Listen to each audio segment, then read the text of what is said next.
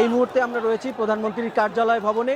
এই প্রধানমন্ত্রীর কার্যালয়ে কিছুক্ষণ আগে অর্থাৎ এখন থেকে 1 ঘন্টা আগে যারা নিরাপত্তার দায়িত্ব ছিলেন অর্থাৎ পিজিআর সহ অন্য নিরাপত্তা বাহিনী এবং পুলিশের সদস্য যারা ছিলেন এই জায়গাটি যখন ছেড়ে দেয় ঠিক তখন আমরা এখানে এসেছিলাম। আমরা তখন দেখেছি এই জায়গাটি ছেড়ে দিয়েছে পিজিআরের সদস্যরা, তারা কয়েকটি গাড়ি করে এই কার্যালয়টি যখন ছেড়ে দেওয়া হয় প্রধানমন্ত্রীর কার্যালয়, তারপরে সাধারণ যারা মানুষ শিক্ষার্থী যে নারী পুরুষ নির্বিশেষে বিভিন্ন শ্রেণী পেশার মানুষকে আমরা দেখেছি এখানে তারা এসেছেন, তারা আস্তে আস্তে করে এই ভিতরের পর্যন্ত প্রবেশ করেছেন এবং তাদেরকে অনেকে বিজয় উল্লাস করতে দেখা গেছে। তাদের অনেকের সাথে আমরা কথা বলেছিলাম, তারা তাদের অনুভূতির কথাও আমাদেরকে জানিয়েছেন।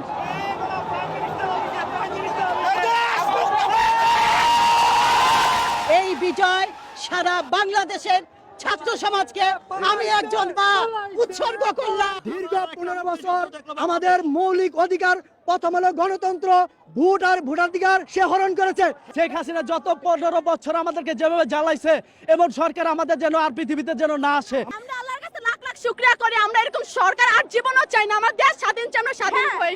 আমরা তো মুক্তিযুদ্ধ দেখি নাই, মানে আজকে ফিল হচ্ছে যে মানে আমরা আসলে স্বাধীন হয়েছি, মানে এটা আসলে প্রকাশ করার মতো না। এই কয়টা দিন নামাজ পড়া, আল্লাহর কাছে দোয়া করা কোনোটাই বাদ রাখি নাই। হয়তো মাঠে নামতে পারিনি, কিন্তু মন থেকে দোয়া, দেশের জন্য দোয়া করেছি। আজকে স্বাধীন হতে পেরে অনেক খুশি লাগছে।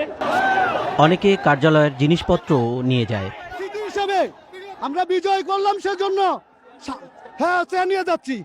অনেক মানুষ ভিতর থেকে ফ্যান নিয়ে আসতেছে, তারপরে ফুলের টপ নিয়ে আসতেছে, বিভিন্ন জিনিস গণভবনের ভিতরে বিভিন্ন জিনিস নিয়ে আসতেছে।